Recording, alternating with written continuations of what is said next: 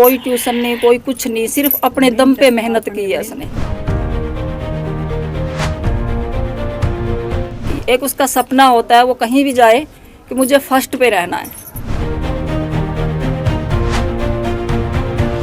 पहले तो मैं डर रहा था साइट खोलते हुए, फिर जैसे ही मैंने साइट खोली तो मैंने अपना नाम देखा 4th नंबर पे, तो कह रहा मैं तो एकदम से मतलब कोई वो नहीं रहा, सुन्न हो गया एकदम से।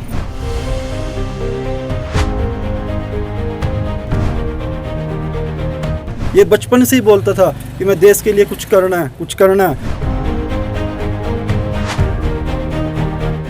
इसका सबसे ज़्यादा क्रेडिट उसकी माता को जाता है, क्योंकि वो उसको बचपन से ये था कि मैंने अपना बेटा कामयाब करना, लेकिन किया इसने। इसरो की ओर से भर्ती परीक्षा का आयोजन किया गया था, जिसमें हरियाणा के यमुनानगर जिले के टोपरा कला के रहने वाले पारस नेहरा ने चौथा रैंक हासिल किया है। बता दें कि देश भर से लाखों युवाओं ने इस भर्ती परीक्षा में भाग लिया, तो वहीं पारस नेहरा ने भी इस भर्ती परीक्षा में बड़ी उपलब्धि हासिल की है। बता दें कि पारस की इस उपलब्धि के बाद से ही परिवार में खुशी का माहौल देखने को मिल रहा है, तो वहीं लगातार बधाई संदेश भी परिवार को मिल रहे हैं। बता दें कि बेटे की इस उपलब्धि पर पूरे परिवार ने केक काटा और वीडियो कॉल के माध्यम से पारस नेहरा को इस बड़ी उपलब्धि के लिए बधाई भी दी। आपको बता दें कि साथ ही पारस नेहरा की मां ने इस उपलब्धि को लेकर भी अपने विचार साझा किए हैं। जानकारी दे दें कि पारस नेहरा ने साल 2016 में फरीदाबाद के विद्या निकेतन स्कूल से नॉन मेडिकल की 12वीं की परीक्षा फर्स्ट डिवीजन से पास की। उसके बाद साल 2020 में महर्षि दयानंद यूनिवर्सिटी रोहतक से मैकेनिकल इंजीनियर से बीटेक की डिग्री भी फर्स्ट डिवीजन में पास की, जिसमें उन्हें यूनिवर्सिटी स्तर पर गोल्ड मेडल मिला।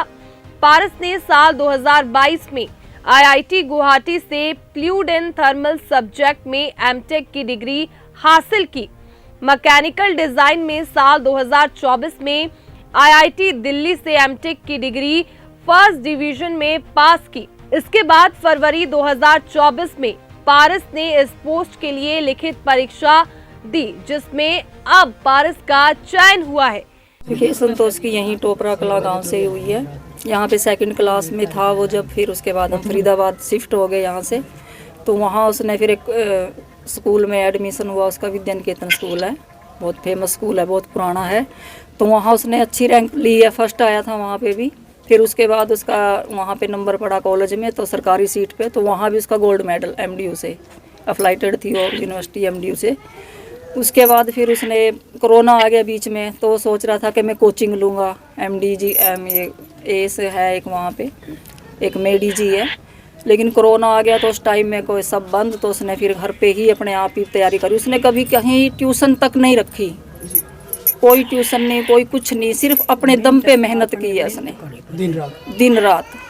फिर उसने पेपर दिया गेट का, तो उसमें भी उसकी अच्छी रैंक आई। उसके बेस पे काउंसलिंग के बेस पे उसके फिर नंबर पड़ा है वहाँ पे, गुवाहाटी में पड़ा, लेकिन वहाँ उसको मनपसंद नहीं था, जो डिजाइन चाहता था वो उसको थर्मल मिला। तो वहाँ से फिर अगले साल उसने फिर कोशिश करी, फिर दोबारा से काउंसलिंग में अपना नाम डाला, तो उसका दोबारा काउंसलिंग में दिल्ली फर्स्ट रैंक में, वहाँ पे मद्रास में भी पड़ा नंबर, लेकिन वहाँ हमने नहीं उसको जाने दिया दूर के चक्कर में। तो फिर दिल्ली में हुआ, जैसे उसने वहाँ भी मतलब फर्स्ट पोजीशन अपनी उसने बना के रखी। एक उसका सपना होता है वो कहीं भी जाए कि मुझे फर्स्ट पे रहना है, कॉलेज हो, स्कूल हो, कुछ भी हो, जो फर्स्ट रैंक का वो जो फर्स्ट रैंक को मतलब हासिल करने के लिए दिन रात एक करके रखता था देश में। वो कहने लगा, जब उसने देखा तो मैंने उससे पूछा, पारस कैसा एक्सपीरियंस था जब तुझे पता चला? तो कह रहा मम्मी पहले तो मैं डर रहा था साइट खोलते हुए, फिर जैसे ही मैंने साइट खोली तो मैंने अपना नाम देखा 4th नंबर पे, तो कह रहा मैं तो एकदम से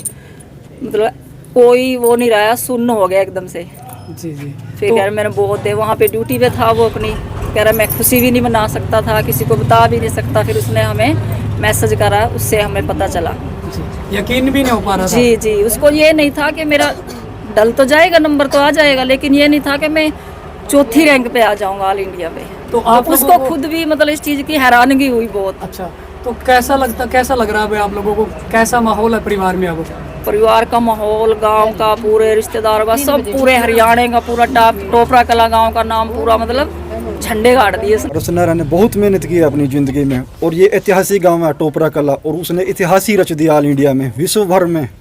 पारस नेहरा का इसरो में सिलेक्शन होना हमारे परिवार के लिए, हमारे गांव के लिए बहुत बड़ी बात है। और ये हमारा सपना था कि हमारा बेटा देश के काम आए, और वाकई में इसने ऐसा काम कर दिया कि ये देश सेवा करेगा। ये बचपन से ही बोलता था कि मैं देश के लिए कुछ करना है, कुछ करना है। कभी भी इसने ये नहीं कहा कि मैं प्राइवेट सेक्टर में जाऊंगा, कहीं नहीं मैं गवर्नमेंट सेक्टर में जाऊंगा और अपने देश के लिए कुछ ऐसा काम करूंगा कि सारी दुनिया आश्चर्यचकित रह जाए। सर ऐसा बैकग्राउंड बहुत वीक है सर, 2 एकड़ के जिम्मेदार हैं हम जी बस। और मतलब कि अपने बच्चों को बढ़ाना आज के टाइम में बहुत मुश्किल है, लेकिन हमारे बेटे ने ऐसा काम किया है कि उसने अपनी मेहनत के बल पे मतलब कि मेहनत करता गया और सक्सेस को प्राप्त करता गया और आगे बढ़ता गया, और आज उसकी मेहनत रंग लाई।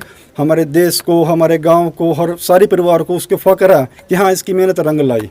क्योंकि किसान की स्थिति ऐसी नहीं होती है कि वो अपने बच्चों की इतनी ऊंचाइयों पर पहुंचा सके, क्योंकि आर्थिक स्थिति सब कुछ देखना पड़ता है परिवार को। नॉर्मल क्या, नॉर्मल से भी नीचे हैं सर हम ये भी नहीं कह सकते हम नॉर्मल हैं, क्योंकि 2 एकड़ के जिम्मेदारों में गिने ही नहीं जाते आज के टाइम में। सबसे ज्यादा स्ट्रगल तो उसके पापा ने सबसे ज्यादा स्ट्रगल उसके पापा को, उसकी माता को, इसका सबसे ज्यादा क्रेडिट उसकी माता को जाता है, क्योंकि वो उसको बचपन से ये था कि मैंने अपना बेटा कामयाब करना, लेकिन किया इसने।